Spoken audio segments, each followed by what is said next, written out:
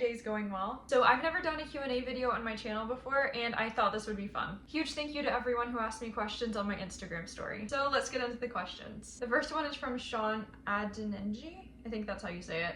And they said, how old are you? So I'll be 25 in a few weeks, which is honestly really hard to wrap my head around. I feel like I was just a teenager and I don't know what happened. But at least it's really easy for me to remember how old I am because I was born in 2000 and I'm just turning whatever age the year is. Jeremy Rosa said, which Star Wars character can you relate to and why? That's a really good question, and Hera Syndulla always comes to mind for me. I can tell that we have a very similar mindset, and just the fact that she kind of has that older sister slash mom type of energy reminds me so much of myself. Having younger siblings has definitely shaped me into the person that I am, and yeah, that's a big part of it, but also just I think reading A New Dawn and getting more insight on just like how she thinks and just how ambitious she is, I also relate to a lot. Not to mention, I mean, Kanan.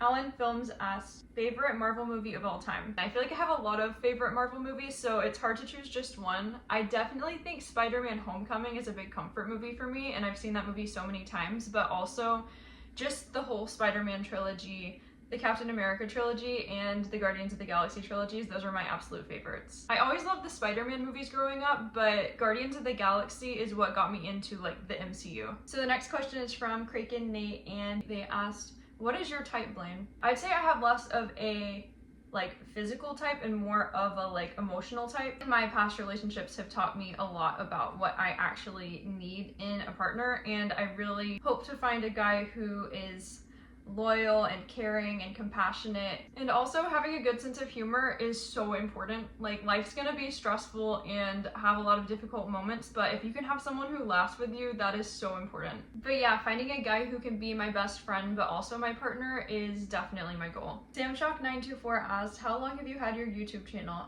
I'm just finding out about this now. So technically, my sister and I started a YouTube channel back in 2019 together, and more recently we've started live streaming together on that channel, and we've had so much fun with it. But for this channel, I started it back in 2020, and I've said every year since then I really want to start consistently posting YouTube videos, but this is the year that I've decided to actually do it. But I'm honestly really excited to have a space for sharing lightsaber videos, tutorials, crafts, Disney vlogs, like all the things that I love. Kevin11 guy asked, what inspired you to cosplay? That is such a good question, and I would say since I grew up loving to play dress up, and I was so lucky to have a mom who made me such cool costumes that I could wear both at home and to Disney, that really is what made me get inspired to get into cosplaying, because as I got older, I never outgrew that, and I just really love getting to represent my favorite characters in that way, and I love the creativity that goes into putting together different outfits. Like, my Omega cosplay took me forever to put together because I was super picky about every little detail of it, but I'm so happy I did it, and I had so much fun throughout the process. Nick Johannesson asked, what got you into Phineas and Ferb? I loved Disney Channel when I was a kid, and Phineas and Ferb was like my favorite show from my childhood. So I watched it all the time, and I just love the creative theme of the show. It is so fun. I had a Perry the Platypus shirt that I wore all the time because I love Perry so much. Another thing that got me even more obsessed with the show was on Disney Channel between the commercial breaks, there were these drawing tutorials that Dan Povenmire made, and I learned to draw Phineas and Ferb and Perry, which I absolutely love drawing, so I had so much fun with those tutorials. It feels really full circle that I can make the Perry sound now, and that I'm mutuals with Dan on social media. Like, I think 10-year-old me would go absolutely insane.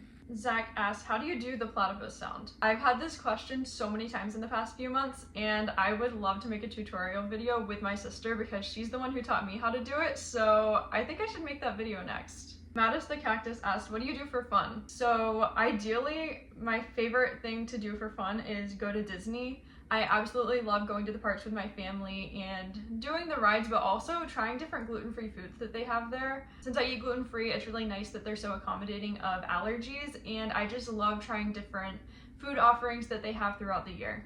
And when I can't be at Disney, I love watching TV and movies and playing video games. Jackie Liang asked, is there a side of you that we don't see on camera that you wish more people knew? Yeah, there's definitely other sides to me that you don't see on social media, because I feel like social media just kind of captures like a small area of life. I feel like there's so much more to me, and it's not that I don't want to show it, but social media does take a lot of time, so it's hard to like show all sides of me. So I'm currently editing this video, and I thought that I could just elaborate better in video form. So I actually don't wear makeup very often. I only wear makeup like once or twice a week because it takes a lot of time to like do hair and makeup the way that I like it. So I try to keep it to a minimum and be very intentional with my time each day. So I just skip that step on most days unless I have like a reason that I need to look more put together. Another fun fact about me is that I help my mom homeschool my little brother, which I find so much joy in because I love spending time with my family, and I love that they can learn in this way because I loved being homeschooled from 5th grade through high school. So I think it's really cool that they have that experience too. I also am extremely intentional about what I spend money on because I value experiences over physical items, and making memories with my family or friends is like the most important thing to me. So that's another fun fact, but hopefully this helps answer this a little bit more in depth. Are you really 5'7"? Why would I lie about that? I'm definitely around 5'7". I'm somewhere between 5'6" and 5'7". I hope this helps. J Taylor 1089 asked, do you have a man? Only Hunter Bad Batch.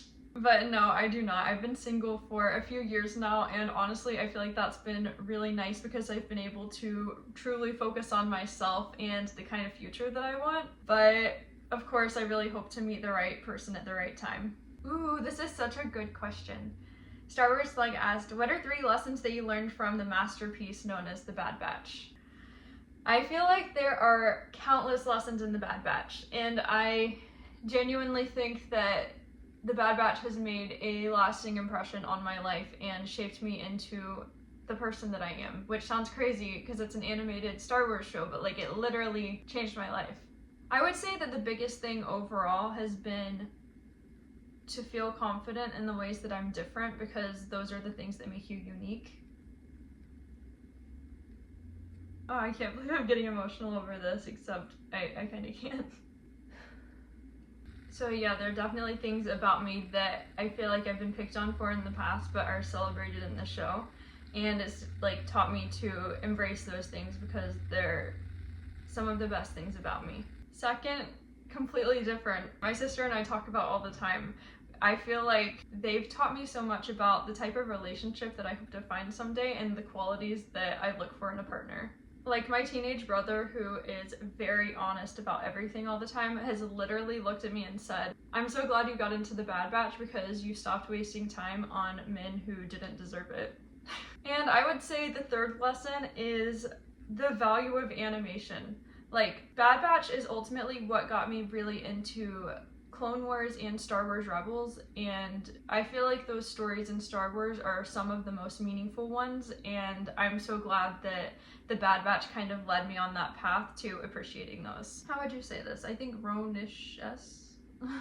They asked which lightsaber is your favorite and which is more sentimental. Also, you rock. Well, thank you. And I would say Kanan's is probably my favorite if I had to choose one. And then the one that's the most sentimental is my Rey lightsaber, because it was the first lightsaber I ever got, and it was a Christmas gift from my parents, and it's just really special to me. I literally cried whenever I got it on Christmas. LolBeanFans11 asked, what is your favorite episode of Phineas and Ferb? Oh, it is without a doubt Summer Belongs to You. I absolutely love that episode. I love anything that involves traveling around the world. Like, I love The Amazing Race as a show. So the fact that they're going around the world and exploring different cultures, and there's all of the different themed songs, and also just the whole theme of that episode is just really like happy and upbeat and fun. The music is just so good. Plus, that's one of the only episodes where Candace is super chill. It's nice to see her actually like hanging out with the boys instead of trying to bust them. And I quote it all the time. Thaddeus the Baddiest asked, favorite unpopular / not well known Star Wars character? Ooh.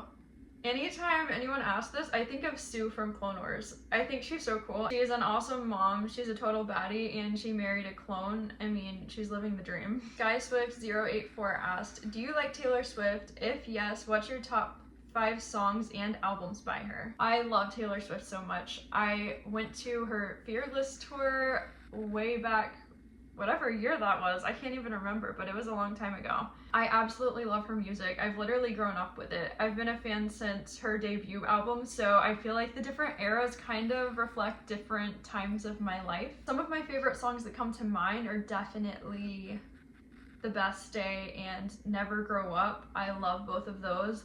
And then I also really love Forever and Always, Haunted, I'd Lie, Stay Beautiful, Getaway Car. Oh, The Man, that is my jam. Hey Steven's also really special because whenever she sang that at the tour, she came out of this entrance that was like within a few feet of where my family and I were at, and I'll never forget it. And then for favorite albums, I would say it's so hard to choose because I genuinely love all of them. Probably Lover, 1989, Fearless, Speak Now, maybe The Tortured Poets Department. Honestly, it's very hard for me to choose because I seriously love them all. Andy Schrock asked, you can only go to one Disney World park for the rest of your life. Which is it? First off, Andy's one of the content creators that I look up to most because his content's so good and I love how it incorporates family and he's just so cool and talented. But anyway, oh my gosh, that's such a hard question. I feel like I wouldn't want to give up any of them, obviously, but Hollywood Studios and Epcot are like probably my 2 favorites right now, but I definitely go to Epcot the most, so it would be the most shocking for me not to be able to go there. It would be sad not to go to Hollywood Studios, but ultimately they have Galaxy's Edge in Disneyland and they have Tower of Terror / Mission Breakout. They have a lot of kind of similar stuff in California Adventure, but Epcot, there's no other park like it in the world. Plus, I cannot give up Cosmic Rewind. Like, there's no way. And last but not least, Legend of Mason, aka my sister, asked me my favorite dessert. Honestly, my favorite dessert is Mason's cookies. That's probably why she asked that, because she knew this would be the answer. But her cookies with chocolate ice cream, it's like the best combo ever. But yeah, I always tend to gravitate toward cookies and ice cream. Okay, so that's all of the questions for today. Thank you so much for everyone who took the time to ask me questions, and I'm sorry if I couldn't get to yours, but I tried to answer as many as I could. If you enjoyed the video, be sure to leave a thumbs up and subscribe if you haven't already. Also, if you want to be notified when I post new uploads, you can click the bell. Thank you so much for watching to the end of this video, and let me know in the comments if we have anything in common. I'm looking forward to sharing my next video, but until then, bye!